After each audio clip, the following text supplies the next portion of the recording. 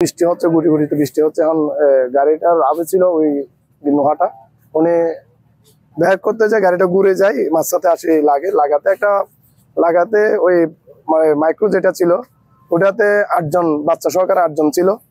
8 জনের মধ্যে মহিলা ছিল 5 জন, পুরুষ বাচ্চা সহকারে 3 জন ছিল।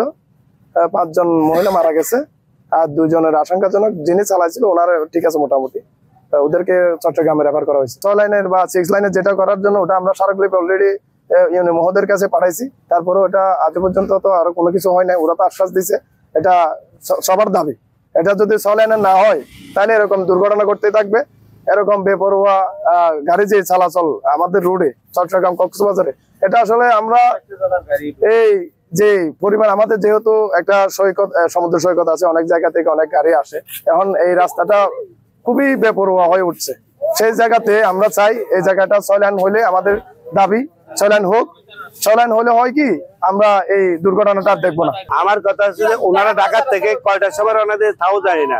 এখন অ্যাক্সিডেন্ট হয়েছে শুনলাম এই যে 15 থেকে 20 মিনিট আগে, বুঝছেন। তো এখন কে এখানে আছে একটু দেখার জন্য 2 জন ওই যে চকরি হাসপাতালে আছে।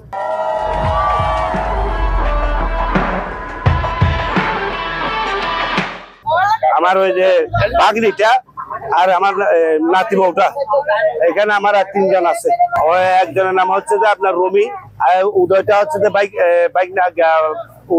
রমিটা হচ্ছে আমার বাগনি, উদয় হচ্ছে আমার নাতি। নাত বউ আছে, ছেলে আছে। এখন আমি 5 জন শুনতেছি, এখানে 3 জন শুনতেছি। চকরি হাসপাতালে আছে 2 জন। ওদের বাড়ি হচ্ছে যে চিটগাঁয়ের আছে, কুমিল্লার আছে, ঢাকার আছে।